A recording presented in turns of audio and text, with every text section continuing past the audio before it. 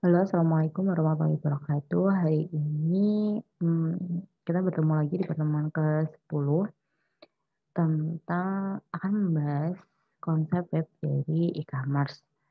Nah, website itu apa sih? Website, web page, site, situs adalah sebuah tempat sentral di mana web page atau halamannya itu disimpan. Nah, halaman tersebut mengandung konten atau isi dari website itu. Nah, homepage sendiri atau laman yang kita sering kayak, sebutnya laman adalah halaman utama di mana seluruh konten saling terhubung.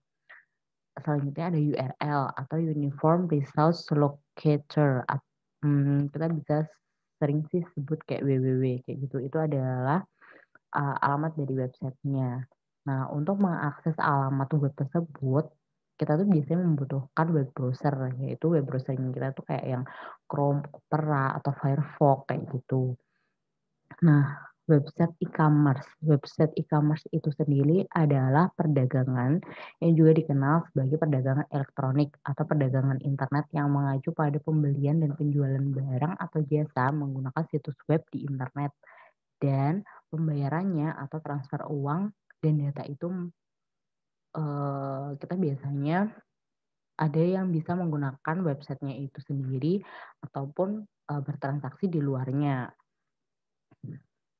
Nah, untuk membuat website itu sendiri, kita memerlukan sebuah analisa kebutuhan. Nah, tujuan dari tahap analisa ini adalah memahami dengan sesungguhnya kebutuhan dari sistem yang akan kita kembangkan, agar sistem tersebut itu benar-benar, memadai kebutuhan dari, web commerce-nya kita gitu. Jadi kalau misalnya kita itu nggak tahu kebutuhannya dari misalnya kita mau bikin sebuah web commerce, tapi kita sendiri tuh nggak tahu, nggak bisa, mendeskripsikan sebenarnya web commerce seperti apa sih yang saya butuhkan atau sebenarnya, eee, apa namanya, perusahaan saya atau jual beli saya itu butuh nggak sih sebuah web commerce atau saya tuh, lebih cenderung untuk pakai marketplace atau saya menyerahkan pengelolaan web commerce saya tuh ke orang lain atau, sebuah jasa pengelolaan atau SEO kayak gitu, ataukah yang kita harus kelola sendiri. Nah, itu kita harus melakukan analisis kebutuhan sesuai dengan kebutuhan kita sebagai owner dan juga kebutuhan pangsa pasar kita dan juga kebutuhan perkembangan dari, produk atau toko kita. Nah, jenis kebutuhan sistem itu ada 2, kebutuhan fungsional dan juga kebutuhan non-fungsional.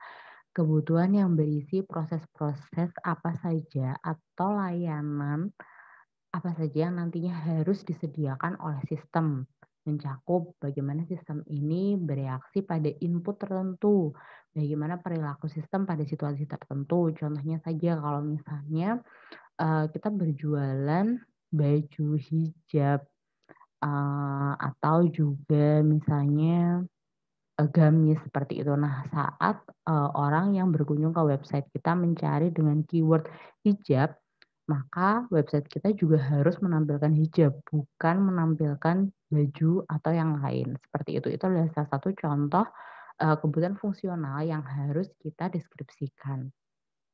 Nah, yang kedua ada kebutuhan non fungsional.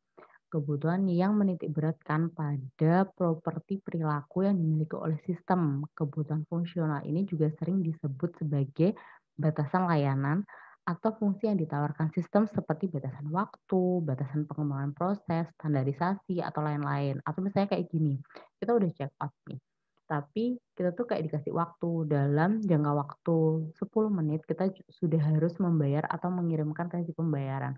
Kalau tidak, otomatis barang yang kita check out tadi akan hangus atau tidak akan, istilahnya diproses untuk kita, seperti itu. Itu adalah salah satu kebutuhan non fungsional yang juga harus dideskripsikan, eee, untuk sebuah web commerce. Nah, kebutuhan non fungsional ini sih sifatnya lebih ke bagaimana kita mengeluarkan kebijakan-kebijakan yang nantinya akan digunakan di toko kita, terutama kalau kita mengelola web commerce kita sendiri. Nah, Selanjutnya ada contoh kebutuhan fungsional, yaitu sistem dapat melakukan input data produk. Jadi di web kita itu jangan sampai kita nggak bisa input data produk. Mau mau dikasih konten apa, web kita kalau misalnya nggak bisa input data dari produk-produk kita. Nah, yang kedua, sistem dapat melakukan input pendataan anggota. Nah, ini juga apa ya, tergantung pendataan anggotanya itu ada atau enggak di web commerce kita. Jadi setiap pengelola web, setiap pemilik web itu tuh pasti punya apa ya namanya, policy-nya mereka sendiri-sendiri. Jadi kebijakannya mereka sendiri-sendiri. Terus yang ketiga, sistem dapat melakukan transaksi penjualan. Nah, seperti kalau misalnya itu nggak ada pembayarannya, website yang kita pasti apa ya, akan menimbulkan trust issue. Jadi kalau misalnya kok ini website bagus ya, tapi untuk pembayarannya kok nggak ada rincian atau nggak ada kejelasan harus apa sih istilahnya mentransfer dananya kemana. Terus setelah itu kita bisa cek apakah transfer kita sudah masuk atau belum itu seperti apa. Nah, seperti itu adalah hal-hal yang harus kita lakukan di analisa kebutuhan sebelum kita membuat sebuah web commerce. Nah, contoh kebutuhan non fungsional selanjutnya. Nah, kebutuhan non fungsional ini sebenarnya lebih ke di luar websitenya itu. Jadi kalau tadi itu lebih ke contohnya adalah kebijakan. Nah, selanjutnya ini contohnya adalah seperti ini, sistem dapat dijalankan di beberapa software web browser di antaranya misalnya Internet Explorer, Chrome, sama Mozilla. Selain itu, misalnya pakai Opera, itu nggak akan bisa. Itu adalah salah satu contoh non fungsionalnya seperti itu. Jadi batasannya tuh bukan di websitenya, tapi di luar dari websitenya itu. Jadi faktor eksternalnya dari si web commerce yang kita miliki. Atau yang kedua, sistem harus memastikan bahwa data yang digunakan dan sistem harus terlindungi dari akses yang tidak berwenang. Nah, biasanya tuh kalau kita ada kan akses ke sebuah website, terus kita tuh kayak kamu nggak boleh mengakses ini karena kamu sedang dalam apa ya, sedang dalam terhubung dalam koneksi yang tidak secure, biasanya kayak gitu. Nah, itu tuh tanda-tanda seperti itu kan di luar websitenya ya, karena memang websitenya sedang dilindungi sama si pemiliknya. Jadi kita kalau lagi misalnya pakai hotspot atau pakai WiFi yang nggak secure, kita nggak akan bisa akses website tersebut gitu. Nah, yang ketiga contohnya sistem memiliki tampilan user interface yang mudah dipahami. Nah, ini kan balik lagi ya, setiap orang itu menggunakan atau menilai sebuah tampilan itu nggak sama gitu. Tapi kita bisa mengakali dengan bagaimana sih sebenarnya website yang menarik untuk pangsa pasar tertentu. Seperti itu salah satu contohnya. Nah, yang selanjutnya ada website CMS. CMS ini adalah Content Management System. Adalah perangkat lunak yang berfungsi untuk mengatur konten pada website dengan tujuan agar lebih mudah dalam mengelola website. CMS sendiri merupakan aplikasi berbasis website, baik pemilik website maupun editor dalam pembuatan konten bisa mengelola website dan mempublikasi konten mereka melalui aplikasi ini tanpa harus menguasai pemrograman. Nah, terdapat dua elemen penting dalam CMS ini. Aplikasi manajemen yang pertama berfungsi sebagai ujung tombak dari CMS. Yang kedua, aplikasi pengiriman konten atau content delivery application. Secara fungsi, CDA ini menggantikan seorang website administrator. Misalnya nih, contohnya kalau misalnya kita tuh harus post foto gitu ya, tiap hari itu harus 3 foto. Nah, itu tuh jam-jamnya tuh beda-beda. Nah, si adminnya ini tuh bisa nge-setting website ini atau foto ini akan muncul di jam-jam tertentu. Nah, itu sebenarnya sama dia tuh udah di-setting, bukan yang kayak tiap jam itu dia akan upload satu-satu. Dia bisa upload secara barengan, lalu nanti tinggal di-setting aja jamnya mereka terupload itu jam berapa, atau jamnya mereka tampil bisa dilihat oleh publik itu jam berapa. Nah, kayak gitu. Nah, ini selanjutnya ada WordPress. WordPress ini adalah nanti aplikasi yang saya sarankan untuk dipakai teman-teman untuk membangun sebuah web commerce. Jadi WordPress ini adalah sistem manajemen konten atau sebuah gambaran CMS yang menaungi lebih dari 35% website di dunia. Dan presentase ini masih akan terus meningkat. WordPress menggunakan PHP dan MySQL yang kompatibel hampir di semua layanan web hosting. Pada umumnya, CMS digunakan untuk blogging, namun CMS dari WordPress ini bisa dimodifikasi menjadi website dari e-commerce atau yang biasa kita sebut toko online. WordPress ini sendiri bersifat open source dan memiliki tampilan yang sangat modern atau up to date. Nah, perbedaan dari wordpress.org dan wordpress.com. Yang pertama, .org adalah sebuah tipe platform WordPress yang dituju bagi pengguna yang ingin membuat website dengan berlangganan hosting dan domain sendiri. Platform ini nantinya diunduh di akun hosting Anda untuk memaksimalkan fungsi WordPress, install plugin, dan tema dari koleksi yang tersedia. Sedangkan WordPress.com adalah perusahaan web hosting yang menggunakan sistem manajemen konten WordPress untuk semua blognya. Setelah membuat akun di WordPress, user akan mendapatkan subdomain. Contohnya ini ada di myblog.wordpress.com untuk blog mereka. Namun kalau Anda berniat untuk menggunakan domain Anda sendiri, Anda harus berlangganan sebuah paket yang memang berbayar sebagaimana ada layanan yang gratis, paket gratis dari wordpress.com yang juga memiliki batasan. Jadi kalau misalnya kita pengen update fitur, kita juga harus membayar. Tapi kalau misalnya kita menggunakan fitur-fitur utama aja yang disediakan oleh WordPress, biasanya itu adalah gratis karena dia bersifat open source. Domain itu adalah sebuah nama website. Pengunjung perlu mengetikkan nama domain untuk dapat mengakses suatu website. Karenanya memilih nama domain yang tepat sesuai dengan keperluan sangatlah penting. Tiap komputer dan jaringan internet saling terhubung satu dengan lainnya. Sebagai pengenal, tiap komputer menggunakan IP atau yang juga disebut dengan IP address. Alamat ini menunjukkan letak dari server tempat file website Anda disimpan.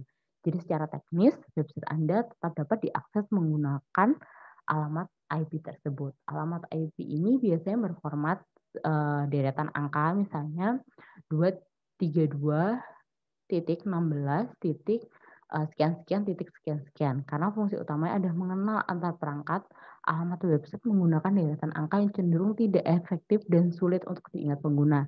Dengan alasan ini menciptakan sistem penamaan website menggunakan domain yang mungkin akan lebih mudah untuk diingat. Nah, macam-macam domain itu ada banyak banget. Pasti teman-teman kalau misalnya akses suatu link, itu tuh akhir dari sebuah link tersebut biasanya akan ada .com, .net, .org, .biz, edu, info, name, pro, dan TV. Nah, ini tuh biasanya juga beda-beda. Kalau .com ini biasanya untuk komersial. Misalnya kayak marketplace gitu kan, bukalapak.com gitu. Kalau .net ini biasanya sih orang-orang kayak Telkom. Telkom itu biasanya pakai net karena dia sebenarnya sih berbasis internet atau perusahaan-perusahaan yang bergerak di bidang apa ya, telekomunikasi mungkin. Itu yang sering banget pakai .net.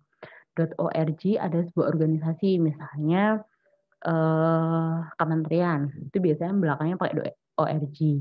Kalau .biz biasanya untuk bisnis, edu untuk pendidikan, biasanya kalau sekolah-sekolah gitu kan, .id atau .edu kayak gitu. Lalu ada .info yang berisi untuk informasi biasanya. Terus .name itu ada biasanya, name-nya ini adalah name-nya orang atau domain mereka atau penyedia domain mereka. Nah, ini biasanya sih bersifat website pribadi. .pro ini biasanya yang profesional. Nah, profesional ini biasanya kayak apa ya? Salah satu contohnya mungkin bisnis-bisnis tertentu yang tidak bisa diakses oleh sembarang orang. Jadi dia harus punya seperti akunnya itu di privacy gitu loh. Jadi itu biasanya pakai .pro. Makanya ini sangat jarang sekali. Atau .tv. Nah, ini itu untuk domain untuk pertelevisian. Nah, hosting. Hosting dapat digambarkan sebagai lahan atau tempat Anda membangun rumah. Nah, di sini Anda membangun website. Terus jika berlangganan nama domain, Anda seolah memiliki alamat, tapi itu nggak ada rumahnya. Tentu harus dapat memberitahukan alamat tersebut kepada siapa saja, akan tetapi pengunjung yang mengaksesnya tidak akan melihat apa-apa karena tidak ada rumah di sana. Nah, dengan berlangganan layanan hosting, Anda akan menyimpan informasi, file, maupun database, deskripsi, gambar, serta video yang Anda inginkan pada tampilan website. Jadi kalau misalnya kita punya website, kita harus hostingkan. Jadi soalnya kalau enggak, orang-orang nggak akan tahu website kita dan kalaupun dibuka tuh kayak nggak ada apa-apanya. Nah, SAM. SAM ini adalah local web server yang digunakan untuk mengampu berbagai jenis data website yang sedang dalam proses pengembangan. SAM ini juga merupakan cross-platform. Cross-platform ini dapat berfungsi di sistem operasi Linux, Mac, dan juga Windows. Selanjutnya ada Apache. Apache ini adalah sebuah web server, dia juga open source, jadi semua orang dapat menggunakannya secara gratis.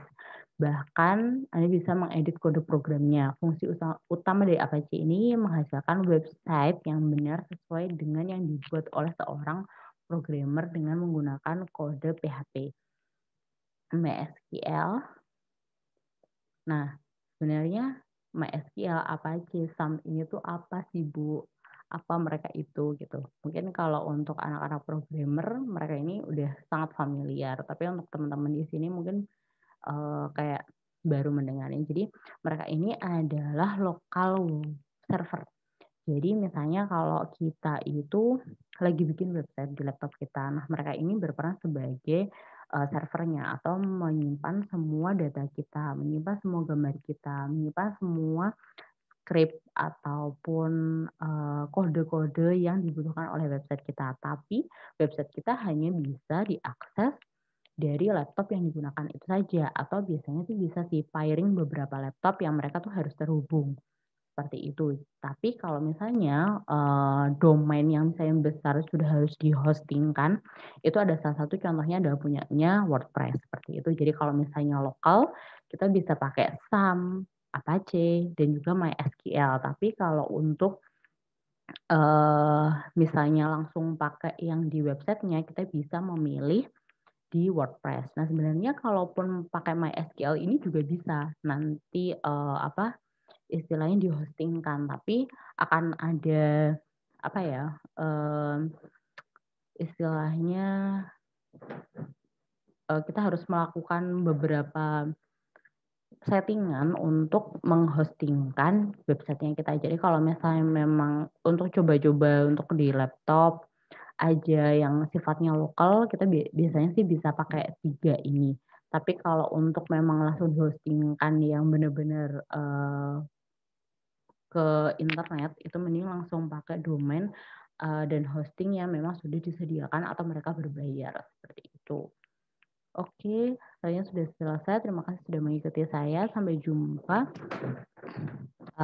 di pertemuan selanjutnya. Terima kasih. Assalamualaikum warahmatullahi wabarakatuh.